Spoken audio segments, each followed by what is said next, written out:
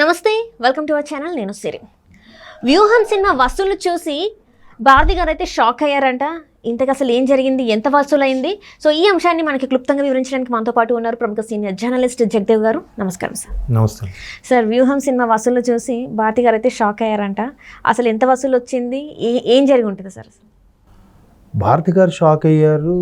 Maybe ఆవిడే అవ్వాలి, ఎందుకంటే వర్మ గారు పట్టించుకోడు. ఆయన సినిమా తీసానా చూస్తే చూడాలి అది మానేయండి అని అంటాడు.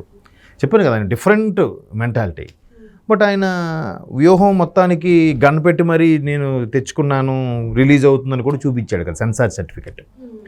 వ్యూహం మనం ట్రైలర్ చూస్తేనే అర్థమవుతుంది, సినిమా చూడలేదు బట్ ట్రైలర్ చూస్తే అర్థమైంది ఏంటంటే మొత్తం తాడేపల్లి ప్యాలెస్ స్క్రిప్ట్ అనే అందరూ చెప్పారు. అందులో కూడా ఏంటంటే ఆయన వ్యూహం అనేది ఏంటంటే ఆయన ఏదైతే హర్డిల్స్ ఫేస్ చేశాడో అక్కడ నుంచి ముఖ్యమంత్రి అయ్యే వరకు వైనం ఏదైతే ఉందో అది చూపించిపోయారు. సో ముఖ్యమంత్రి జగన్మోహన్ రెడ్డి గారికి అంత క్రేజు, అంత ఇమేజు, వైనాట్ 175, మళ్ళీ నేను చేసే పనుల వల్ల మీరు లబ్ధి పొందితే మీరు నన్నే మళ్ళీ గెలిపిస్తారు అన్నట్టుగా మాట్లాడిన వ్యక్తికి, అంత ఇమేజ్ ఉన్న వ్యక్తికి, రాష్ట్రంలో 151 స్థానాలు ఎమ్మెల్యేలు తెచ్చుకున్న వ్యక్తికి 151 స్థానాల్లో 151 నియోజకవర్గాల్లో ఒక్కొక్క నియోజకవర్గానికి 1,00,000 మంది వేసుకున్న 150 లక్షల మంది సినిమా చూడాలి అంటే మొదటి రోజే ఒక ఎంతో కొంత ఈ బాహుబలి లాంటి వసూళ్ళు అయితే రావాలిగా, రాలేదు. అండ్ మోర్ ఓవర్ ఇంకొకటి ఏంటి సార్ అంటే అందులో వైసీపీలో ఉన్న పార్టీలో ఉన్న ఎమ్మెల్యేలు కూడా చూసిన దాఖలాలు లేవనిపిస్తుంది. ఎందుకంటే ఒక్క ఎమ్మెల్యే అయినా చూసిన అంటే వాళ్ళ అనుచరులని తీసుకెళ్ళినా కూడా 30 మంది అవుతారు, 40 మంది అవుతారు. కనీసం కూడా ఒక చిన్న సినిమాకి వచ్చినంత గుర్తింపు కూడా రాలేదంటే అసలు ఏమనుకోవాలి మనం? మరి అదే చెప్తున్నాను. అందుకు ఇది భారతి గారు షాక్ అని మీరు అడిగిన క్వశ్చన్ ఎందుకు ఉందంటే, వర్మ పట్టించుకోరు. ఎందుకంటే నేను అయిపోయిన సినిమా తీసాను, మేబీ ఆయన తీయలేదేమో, ఆయన పట్టించుకోవట్లేదంటే. తాడేపల్లి ప్యాలెస్ స్క్రిప్ట్ అని అంటున్న సందర్భంలో చాలామంది సినిమా క్రిటిక్స్, విశ్లేషకులు కూడా అదే అభిప్రాయం వ్యక్తం చేస్తున్నారు, తాడేపల్లి ప్యాలెస్ స్క్రిప్ట్ అన్నట్టుగా. సో ఆయన స్క్రిప్ట్ కాదు కాబట్టి సినిమా ముందే ఆయన సినిమాలకు ఆయన పట్టించుకోడు. నేను తీస్తాను, నా ఇష్టం, చూస్తే చూడు లేకపోతే మాని అంటాడు. మరి ఆయన కానప్పుడు ఇంకెందుకు ఒకళ్ళతో పుచ్చుకోడు. తర్వాత వ్యూహంలో ప్రధానంగా ఆయన ముఖ్యమంత్రి అయిన వైనమైనప్పుడు, ముఖ్యమంత్రిగా ఆయన ముందు అరెస్ట్ అయ్యి జైలుకి వెళ్ళినప్పుడు పార్టీ ఇంకా మనుగడ ఏంటి, పరిస్థితి ఏంటన్న పార్టీని బతికించి ఇప్పటికీ బతికిస్తూ ఉన్నది ఎవరి వల్ల అంటే షర్మిలా గారి వల్ల అని చెప్పాల్సిందే. చెప్పకనే చెప్తుంది, ఎవరికైనా చెప్తారు. అది ఆమె క్యారెక్టరే లేదని కూడా అంటున్నారు చాలామంది చూసిన వాళ్ళు. నేను చూడలేదు, ట్రైలర్లో కూడా ఆమె ఎక్కడ చూపించలేదు. ఎక్కడైతే ఆ కథానాయకుడు పాత్రకి భారీగా ఉంటుందో ఆ భార్యే హెచ్చరిస్తున్నట్టుగా, అంటే ఎలా అంటే ఎంతసేపు పథకాలైనా అభివృద్ధి లేదా అంటుంది ఒక దగ్గర ఆవిడ ట్రైలర్లో. అంటే ఈ 5 ఏళ్ళు పథకాలు అయిపోయి నెక్స్ట్ 5 ఏళ్ళు అభివృద్ధి నాది అని చెప్పడం కాన్సెప్ట్ అనమాట. ఈ 5 ఏళ్ళు పథకాలు అభివృద్ధి చేయలేదు, మీరు ఏమనుకోకండి, నెక్స్ట్ టైం చూడండి ఊపిరి సలపనివ్వకుండా అభివృద్ధి చేసేస్తాను మీకు అని చెప్పే ప్రయత్నం. మరి రాజధాని అంశం సార్, అదే ఆ అంశం ఎక్కడా ఉండదు, అదే టాపిక్. అంటే ఇప్పుడు ఆంధ్రప్రదేశ్కి ఇంకా రాజధాని అనేది ఉండదా? అది గొప్ప విషయం అండి. అది ఎంత గొప్ప విషయం అంటే రాజధాని లేకుండానే 5 ఏళ్ళు పరిపాలించారు చూసారా. అంటే 3 రాజధానులు అన్న వ్యక్తి ఒక్క రాజధాని కూడా ఒక అడుగు ముందుకు వేయలేకపోయారు ఈ 5 సంవత్సరాలు. అది మాట్లాడుకుంటే మళ్ళీ శివరాత్రి జాగారం అంటారే, ఆ శివరాత్రి వరకు కూడా మాట్లాడచ్చు. ఎందుకంటే అసలు రాజధాని కాన్సెప్ట్ లేదమ్మా. కేవలం నేను అనుకున్నది ఏంటంటే ప్రజల్ని డైవర్ట్ చేయడానికి, మభ్య పెట్టడానికి తీసుకొచ్చిన ఒక అంశం మాత్రమే. దానికి చాలా ఎగ్జాంపుల్స్ చెప్పాను నేను ఇంతకుముందు కూడా. ఇప్పుడు ఆయనకి అక్కడ ఇష్టం లేదు, అమరావతి రీజన్లో తాడేపల్లి ఇల్లు ఎందుకు కట్టుకుని ఉండాలి? మరి వైజాగ్లో అక్కడ ఇల్లు కట్టుకోవచ్చు కదా, లేకపోతే గెస్ట్ హౌస్లో ఉండొచ్చు కదా, లేదా అప్పటికప్పుడు తలుచుకుంటే 6 నెలల్లో ఇల్లు కట్టేలేరా వాళ్ళు తలుచుకుంటే? అక్కడే కట్టుకుని ఉండొచ్చు కదా, ఎందుకు వెళ్ళలేదు? పోనీ ఇప్పుడు సమావేశాలు, అసెంబ్లీ సమావేశాలు అవి కూడా వైజాగ్లో ఆంధ్ర యూనివర్సిటీలో ఎక్కడో పెట్టచ్చు కదా. ఇంతకుముందు చంద్రబాబు గారు ఎక్కడ అసెంబ్లీ లేనప్పుడు అక్కడ పెట్టారు కదా, మరి అక్కడ ఎందుకు పెట్టరు?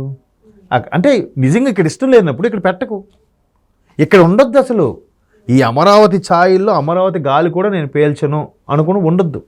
మరి అక్కడే ఉండడం ఏంటి? ఆ 4 గోడల మధ్యలోనే తాడేపల్లి ప్యాలెస్లో బయటకు వస్తారు, సమీక్ష నిర్వహిస్తారు, మళ్ళీ లోపలికి వెళ్ళిపోతారు. అక్కడే ఉంటాడు ఆయన, ఎందుకు? సో అది వేరే సబ్జెక్ట్. అయితే ఓవరాల్గా ఏంటంటే ఇంత జగన్మోహన్ రెడ్డి గారికి ఎంత నేము, ఫేము, క్రేజు ఉన్నప్పుడు 8 లక్షలే వచ్చిందంట ఓవరాల్గా ఆంధ్ర అంతా కలిపి. అందరంతా కలిపి 8 లక్షలు మాత్రమే వచ్చింది. రాయలసీమ అంటే 50 లైక్ నాకు తెలిసినంత వరకు చాలా డబ్బులే ఖర్చు చేశారు దీని మీద. కానీ అంత ఖర్చు చేసి వరస్ట్గా అయినా కనీసం 4-5 కోట్లు ఉంటుంది సినిమా. లేదండి, అంటే నాకు తెలిసిన దాని ప్రకారం 50 కోట్ల వరకు కూడా ఖర్చు చేశారు సినిమాకి. తెలీదు అది. దాంట్లో బాంబులు అన్నీ భారీగా గ్రాఫిక్స్ ఉంటే ఏమో చెప్పలేను, కానీ పోనీ అంటే తక్కువ భారీ కాస్టింగ్ ఏం లేదు కదా, చిన్న చిన్న ఆర్టిస్టులే. ఆయన ఒక్కడు ఆ రంగం సినిమాలో చేసిన విలన్ ఎవరైతే ఉన్నారో ఆయన ఇప్పుడు ఇందులో చేశారు హీరోగా. సో వాళ్ళకి ఇచ్చిన రెమ్యునేషన్ అని ఉంటుంది తప్ప మ్యాక్సిమం 10 కోట్లు ఇంకేం ఉంటుందా. పోనీ 50 కోట్లే అనుకోండి, అంత హైప్ కోసం 50 కోట్లు, ₹1 రావద్దండి ఫస్ట్ రోజు. ఒక కనీసం 50 లక్షలని రావద్దా? 10 లక్షల లోపే ఉంది. 8 లక్షలు, అది కూడా ఇంత రాయలసీమ జగన్మోహన్ రెడ్డి గారికి ఎంత ఇమేజ్ అని దగ్గర కూడా ఏమీ లేదు. దీని మీద నాకు అది తెలియదు, కానీ నేను ఇక్కడికి వచ్చే ముందే RRR గారి ఒక వీడియో చూశాను ఫేస్బుక్లో. చాలా వ్యంగ్యంగా, చాలా వెటకారంగా మాట్లాడాడు ఆయన.